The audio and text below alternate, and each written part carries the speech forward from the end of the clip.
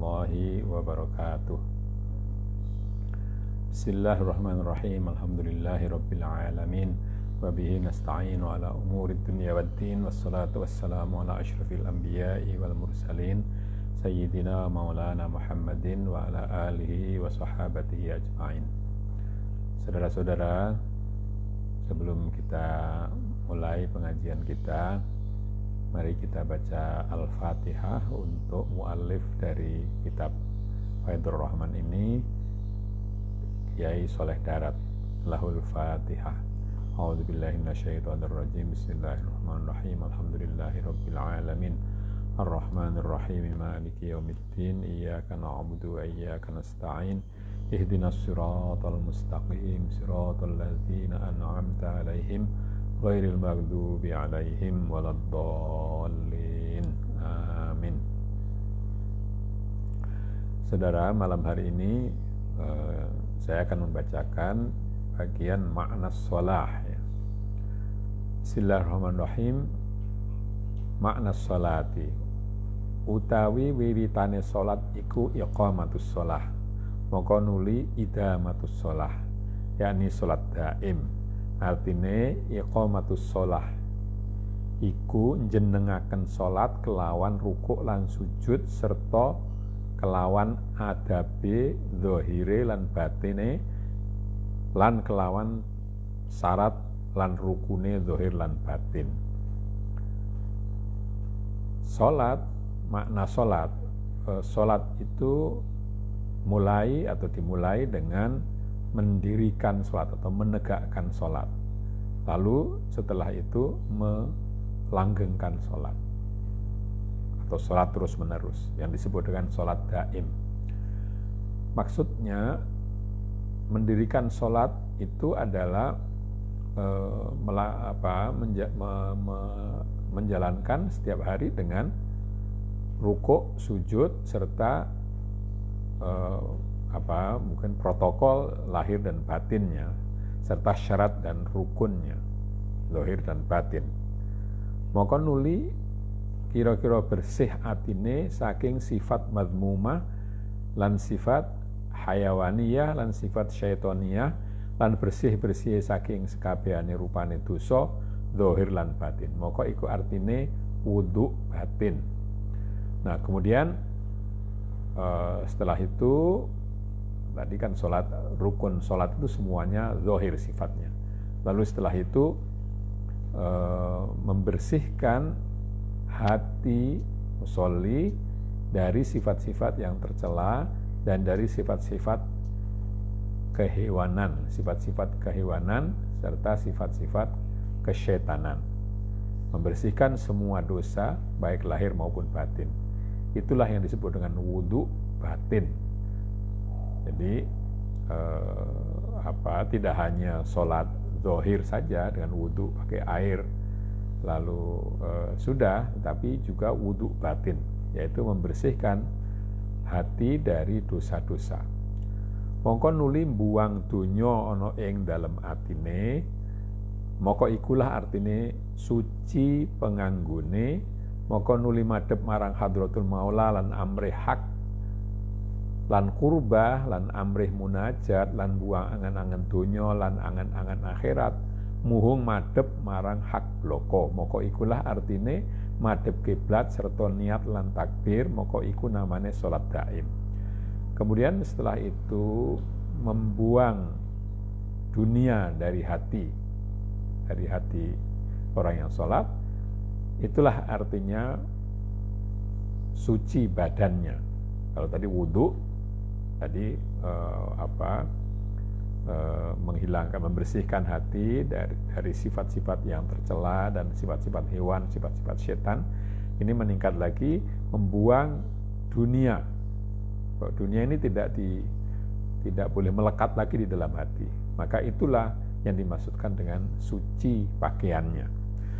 Lalu setelah itu menghadap ke hadrat Tuhan ya, untuk memperoleh kebenaran, kedekatan, munajat yang saya sebut komunikasi berdua saja dengan Allah, serta membuang angan-angan dunia serta angan-angan akhirat, semata-mata menghadapkan diri kepada yang hak. Itulah yang disebut dengan menghadap kiblat, ya, serta niat dan takbir. Dan itulah namanya sholat daim. Jadi kalau sholat iqamah tadi, sholat menegakkan sholat, itu sholat lahir. Walaupun di situ ada pembersihan batin, ada sholat atau iqamatus sholah namanya itu, menegakkan sholat. Nah sekarang sholat daim, artinya dunia ini sudah tidak lagi melekat di dalam hati. Bukan berarti lalu orang tidak berbuat untuk dunia, berbuat, tetapi tidak lekat dengan dunia. Utawi wong ahli zohir metu saking iqamatus sholah sabab salam. Wong ahli hakikoh mlebu ing dalam sholat daim sabab salam. Nah kalau ahli zohir, orang yang sholatnya masih sholat lahiriah, maka keluar dari sholat dengan salam. Dengan salam dia keluar dari sholat. Sedangkan orang yang ahli hakikat itu justru ketika salam itu dia masuk ke dalam sholat. Moko den wajibaken sholat kelawan qiyam lan sujud lan ruku krana aweh isyarat marang asale ing dalam alam arwah. Diwajibkan dalam sholat itu berdiri, sujud, ruku, itu memberikan isyarat kepada asal manusia ketika di zaman alam roh. Karena asal insan iku nabatiyah, mongko nuli hayawaniyah, mongko nuli insaniyah. Manusia itu asalnya adalah nabatiyah. Nabati, ya nabati itu berbentuk tumbuh-tumbuhan, ya, yang ciri pokoknya itu adalah tumbuh, berkembang. Lalu nantinya mati, layu, mati. Itu nabati. Lalu setelah itu naik menjadi, dia tidak nabat, itu tidak bisa berpindah tempat. Bisa makan, bisa berkembang, tapi tidak bisa berpindah tempat. Lalu kemudian setelah itu naik ke hayawaniyah.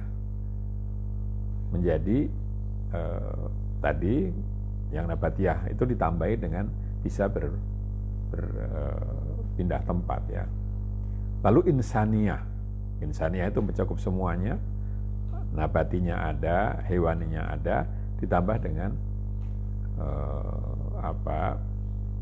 perbuatan-perbuatan yang khas manusia, berpikir, berbudaya, mengembangkan kehidupan rohani dan seterusnya. Maka utawi qiyam iku khususiyai insan. Jadi qiyam menegakkan sholat atau berdiri tadi itu khususiyahnya manusia, ya. Ini lambang, ya. Jadi dalam sholat itu berdiri sholat itu khususiyahnya manusia, itu kekhasan manusia. Utai ruko itu khususiyai hayawan, sedangkan ruko itu khususiyahnya hewan. Sujud lan sujud itu khususiyai nabat, tegese cukulan. Sedangkan sujud itu adalah kekhasan dari nabati, yaitu tumbuh-tumbuhan. Maka utai menungso ing dalam iki makom telu iku ana kalane bati lan ana kalane tuna. Manusia dalam ketiga hal ini, nabati, hewani, dan insani, itu kadang-kadang untung, kadang-kadang rugi. Seperti dalam surat Al-Asr, wal asri innal insana fi khusrin illal ladzina amanu. Demi waktu sesungguhnya manusia itu merugi kecuali orang-orang yang beriman. Maka sebab nurul iman lan nure amal soleh dadi selamat menungso ora hasil tuno. Di situ dikatakan illal ladzina amanu wa amilus solihat, ya terusnya, ya. Maka karena iman dan karena cahaya amal soleh, maka manusia tidak rugi. Umumnya manusia itu rugi, tapi karena orang dapat iman dan amal soleh, maka dia tidak rugi. Maka nalikane qiyamus shalah menungso kelawan tadzallul lan tawadhu bil ubudiyah, maka dadi slamet saking tunane kibir kang bangsa insani lan dadi hasil badi kelawan luhure ciptane musolli adoh saking nyiptakaken fana krana amrih bagi buang kon amrih mengkono, buang batal amrih hak ya.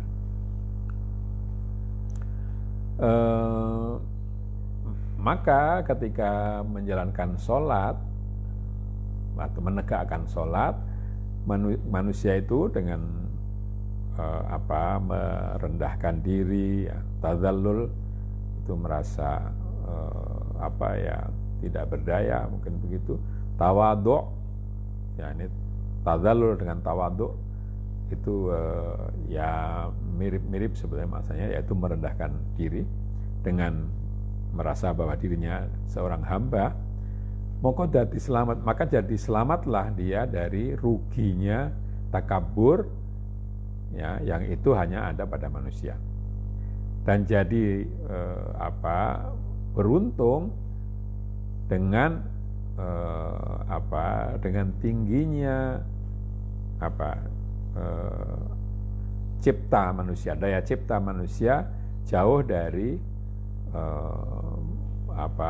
dari memikirkan yang fana karena mencari yang baki, ya. Jadi dan membuang yang batal karena ingin mendapatkan yang hak itu.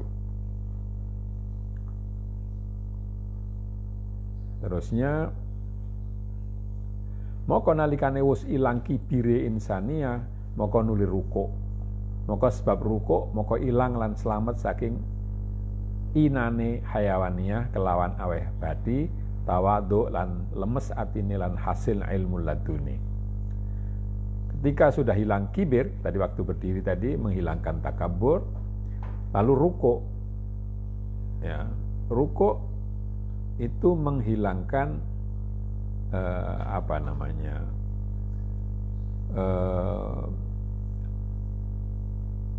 hewaniyah, kehewanan manusia, ya, sifat kehewanan manusia, dan beruntung dan memperoleh tawadhu lan hatinya menjadi lunak serta mendapatkan ilmu laduni. Jadi dengan rukuk tadi menghancurkan sifat hewaniyahnya manusia. Maka tatkala wis ilang hayawaniyah, maka nuli sujud. Ketika sifat hayawaniyah sudah hilang, maka lalu sujud. Maka sebab sujud dadi selamat saking inane nabatiyah. Jadi dengan sujud itu lalu manusia selamat dari kehinaan nabatiyah. Lan hasil badi kelawan khusyuk, lan iya khusyuk iku bejo kang selawas-lawase. Maka lalu dia memperoleh kekhusyuan, dan itulah kebahagiaan yang selama-lamanya. Qala ta'ala qad aflahal mu'minuna alladzina hum fi salatihim khashi'un. Sungguh telah menang atau beruntunglah orang-orang mukmin yang khusyuk di dalam salatnya, yang dalam salat mereka. Maka khusyuk iku sampurnane mi'raji wong mukmin ing dalem oleh nglakoni ubudiyah. Jadi khusyuk itu merupakan puncak kesempurnaan dari mi'rajnya orang mukmin, ya, di dalam melakukan penghambaan kepada Allah. Maka sebab ora gelem malaikat kabeh nanggung amanah, krana salat iku amanatullah marang kaulane. Dalam surat Al-Ahzab disebutkan bahwa manusia bahwa gunung-gunung, langit, malaikat semuanya ditawari untuk menanggung amanah, tapi mereka menolak. Nah, ini menurut Kiai Soleh Darat, malaikat tidak mau menanggung amanah. Nah, amanah, salah satu dari amanah itu adalah sholat. Ya. Jadi sholat itu merupakan amanah dan itu malaikat tidak berani mengambilnya, tidak mau menanggungnya. Hanya manusia, tapi manusia menanggung tapi lalu zaluman jahula. Mereka tidak menjalankan tidak menjalankan kesanggupannya itu dengan sebaik-baiknya. Wa hamalahal insan, ya, manusia menanggung itu kelawan sedia khusyuk, moko ikilah setengah maknane wa yuqimunas shalah. Jadi khusyuk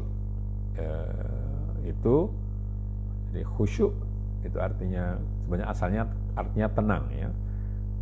Tenangnya hati, tidak mengingat yang lain, tidak. Kemarin sudah disebutkan tidak kalau sholat lalu takbir tapi hatinya ke pasar, lalu kita baca bacaan sholat tapi hati kita membicarakan hal-hal di luar sholat dalam kehidupan kita sehari-hari dan seterusnya. Jadi khusyuk itu setengah dari maknanya yuqimunas shalah, menegakkan sholat. Mongko tatkalane ora sampurna iqamatus shalah selagine ijih ana ing dalem atine kawula mahbub maksud liyane Allah lan iya iku arta utawa jah, mongko dadi ngendika Allah Subhanahu wa taala wa mimma razaqnahum yunfiqun. Maka ketika belum sempurna penegakan sholat, ya, selagi masih ada di dalam hatinya, dalam hati seorang hamba mahbub maksud liyane Allah selain Tuhan, yang dicintai dan yang dituju selain Allah, ya, tadi sholat itu belum sempurna ditegakkan kalau dalam hati kita masih ada yang dicintai, yang dimaksud tentu secara hakiki selain Allah, ya. Apa yang selain Allah itu? Harta, jah itu kehormatan atau kewibawaan. Maka lalu setelah itu Allah menyebutkan wa mimma razaqnahum yunfikun, dan memberikan nafkah dari memberikan sedekah atau nafkah atau zakat dari apa yang telah kami rizkikan, kami berikan kepada mereka. Tegese arep padha buang kumet ing dalam atine lan arep buang artane sake ing dalam awake krana arah amrih hak. Maksudnya adalah, maksud dari wa mimma razaqnahum yunfikun adalah membuang kebakhilan di dalam hatinya, dari hatinya, dan membuang hartanya ya sebanyak mungkin yang bisa dibuang di dalam dirinya sendiri untuk memperoleh yang sebenarnya atau yang hak, yang hakiki. Artinya Arab nafakahaken artane fi taatillah, maksudnya adalah membelanjakan hartanya itu di dalam ketaatan kepada Allah. Lan nafakahaken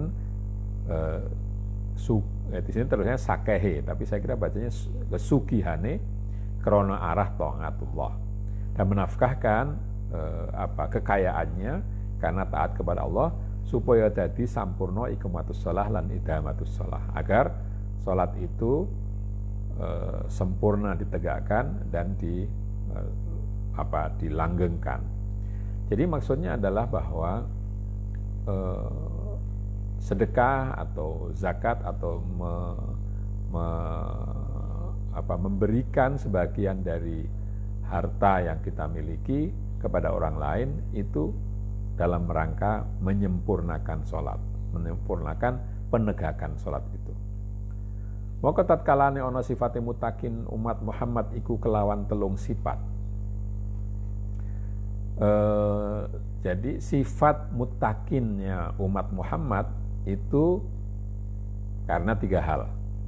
Iman bil ghaib, iqamatus shalah, infaqul mal. Jadi percaya kepada yang gaib, menegakkan sholat, dan menafkahkan harta. Lan iku telung perkara ngumum padha uga wong iku wis ngimanaken kelawan Nabi Musa lan Isa utawa ora ngimanaken. Ing hale ora cukup iman yen ora ngimanaken ing sekabehane rusul kabeh. Ya. Jadi tiga perkara itu umum, baik untuk orang-orang yang sudah mempercayai atau mengimani Nabi Musa, orang Yahudi, atau mengimani Nabi Isa, orang Nasrani, atau tidak mengimankan mereka. Jadi umat Muhammad yang mempercayai Nabi Musa, Nabi Isa, atau yang belum, dalam keadaan cukup iman, ing hale ora cukup, tidak cukup iman kalau tidak mengimankan semua rasul ya. Maka tatkala kaya mengkono maka dadi anuturaken subhanahu wa ta'ala ing sifate mutakin ahlil kitab kang wis ngimanaken ing nabi kita Muhammad kaya Abdullah bin Salam lan sak kancane, lan kaya Raja Najasi sak kancane, lan ngimanaken kitab kang dihin-dihin. Jadi menjalankan sholat, iman kepada yang gaib, menjalankan sholat dan infakul mal, menafkahkan harta, itu bisa jadi dilakukan dengan tanpa mempercayai Nabi Musa, tanpa percaya Nabi Isa, hanya percaya Nabi Muhammad. Tapi itu belum sempurna, karena iman kita mestinya mempercayai semuanya, semua nabi. Ya, maka lalu disebutkan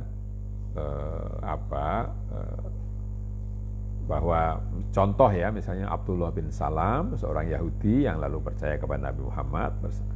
Demikian pula Raja Najasi dari Habsyah, dari Ethiopia, yang percaya kepada Nabi Muhammad. Ya, walaupun sebelumnya, kalau Abdullah bin Salam itu sebelumnya Yahudi, kalau Najasi sebelumnya adalah orang Kristen.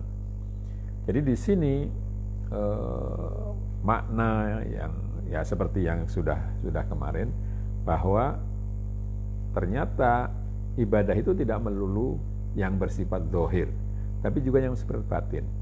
Ya. Ibadah yang bersifat zahir harus dilengkapi dengan yang bersifat batin, juga dilengkapi dengan nafkah, membuang sebagian dari yang kita miliki, baik itu berupa harta maupun kewibawaan atau pangkat atau apa, dibuang dalam pengertian dibagi dengan orang lain agar sholat menjadi sempurna. Jadi tiga hal itu, iman kepada yang gaib, sholat, lalu dilengkapi dengan zakat atau nafkah atau sedekah, itulah yang menjadi ciri dari keberagaman umat Muhammad ya. Juga nanti disertai dengan mengimani nabi-nabi yang lain, bukan hanya Nabi Muhammad, tapi juga Nabi Musa, Nabi Isa, dan seterusnya.